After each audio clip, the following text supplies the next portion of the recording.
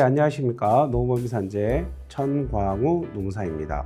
말씀드렸다시피 지난 영상은 업무상 사고에 대해서 설명을 드렸고요. 오늘은 업무상 질병에 대해서 좀 말씀을 드려보겠습니다. 우리가 업무상 재해로 신청하는 질병 근거일 중에 요즘은 저희가 이제 무릎 사건을 좀 많이 하고 있는데요. 자, 이런 얘기를 들어볼게요. A와 B는 친구인데 키도 똑같고 몸무게도 똑같고 성별도 똑같고 다 똑같아요. 갖고 있는 지병도 다 똑같아요. 근데 유일한 차이가 A는 평생 사무직을 했고 B는 평생 벽돌 쌓는 조족공을 하신 거예요. 근데 공교롭게 같은 날 슬관절염 진단을 받았다고 가정해 보겠습니다. 이게 질병이잖아요. 관절염은 A도 그렇고 B도 그래요. 근데 A는 산재가 되나요? 안 될 가능성이 90%가 넘겠죠. 왜요? 사무직을 평생 하셨잖아요. 즉 산재라는 거는 슬관절염을 진단을 받았는데 이게 왜 왔을까? 퇴행성일까? 환경적 요인일까? 뭐 개인적 소인일까? 등등등 있겠지만 업무 관련성이 있어야 되잖아요. 그래서 이 사례에서는 B 같은 경우 내가 평생 벽돌을 쌓았다, 조직공을 했다. 그러다 보니까 자세가 부적절했고 무릎에 부담을 주는 동작으로 일을 했다. 이렇게 되는 거죠. 그래서 산재가 되는 거잖아요. 자, 제가 왜 이 말씀을 드리고 시작을 했을까요? 질병이라는 거는 산재가 되는 질병이 따로 있는 게 아니에요. 다만 우리의 경험과 과학과 어떠한 사례의 누적을 놓고 봤을 때 특정 상병은 산재가 되기 많이 어렵습니다 라는 건 있을 수 있겠죠. 그래서 업무 관련성을 입증하는 거예요. 즉, 일 때문에 이 상병이 왔다를 입증하는 게 아주 중요하고, 그리고 이거를 입증하는 일을 하는 게 노무사들이잖아요. 근데 여전히 병원에서는 이렇게 말씀하신 분들이 있대요. 질병 코드를 가지고 S는 사고성에 산재가 됩니다, 내지는 안 됩니다, 이렇게 하는 분들도 있는데 뭐 이 말이 저는 100% 틀리다고 보진 않아요. 근데 진정한 산재가 된다 안 된다 하려면 질병 코드에 적혀진 S 코드인지 아닌지가 중요한 게 아니고 이분이 해당 수상 부위에 부담되는 일을 하셨는지, 내지는 암이라면 암을 유발할 수 있는 즉 발암물질에 노출되는 업무를 수행했는지, 만약에 뇌출혈이라면은 뇌출혈을 유발할 정도의, 즉 요건에 포섭될 정도의 과로가 있었는지를 입증을 하는 거예요. 이게 이제 제일 중요한 거라고 생각을 하고 들어가 보겠습니다. 내가 진단을 받았잖아요. 그러면 업무상 사고와 동일해요. 접수까지는 동일합니다. 아니요, 재조사까지도 동일해요. 예를 들면 암인 경우에는 근로복지본부에다가 뭐 전문조사 필요성 여부, 즉 역학조사를 가야 될까를 물어봅니다. 역학조사에서는 쉽게 하면 이겁니다.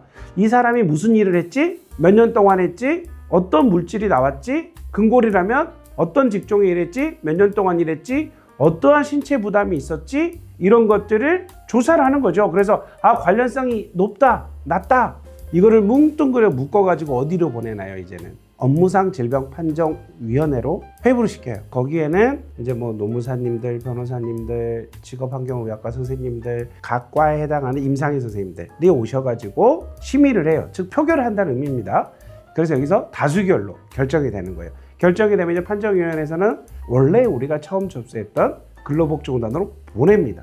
그러면 이제 비로소 공단에서 대리인에게 요양신청은 승인되었습니다. 불승인되었습니다. 내지는 상병이 여러 개인 경우에는 일부 승인되었습니다. 또 예를 들면 A라고 신청했는데 봤더니 이게 A 상병이 아니고 A 다시 상병입니다 해서 이거를 변경 승인이라고도 해요. 이제 이렇게 해서 결정을 받는 건데, 사고와 질병 간의 절차상에 있어서 큰 차이는 두 가지 아니겠습니까? 역학조사, 전문조사는 단계가 있고 업무상 질병판정위원회 심의라는 절차 두 가지가 있지 않습니까? 이게 제일 큰 차이죠. 전문조사 가야 되죠. 또 판정위원회 가야 되죠. 그러니까 어때요?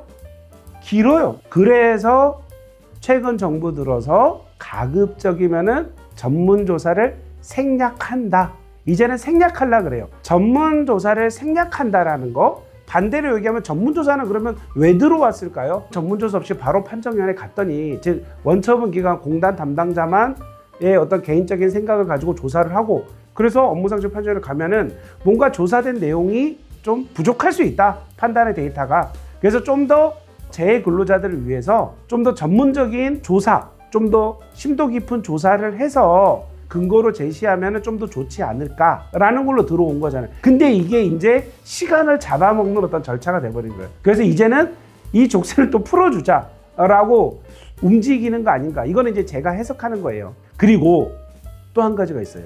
25년 9월 15일 시행된 게 뭐냐면 질병인데 몇 가지는 업무상 질병 판정이 회부되지 아니에요.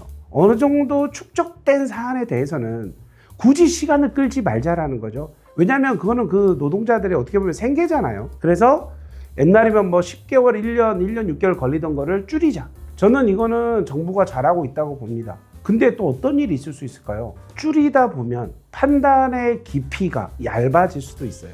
이걸 대비해서 최초 접수할 때 대리인의 역량과 경험과 어떠한 지식이 상당히 중요해지지 않았나. 충분히 연구하고 경험을 가지고 재해조사를 제대로 하고 징역 분석을 제대로 하고 뭐 유해 요인을 제대로 분석하고 서면을 쓴다라면은 결과도 나오는데도 시간도 줄어들고 잘못된 판단을 받을 만한 가능성을 낮출 수 있는 거죠. 내가 접수하는 그 원처분 기관에서의 판단이 아주 중요해지는 거잖아요.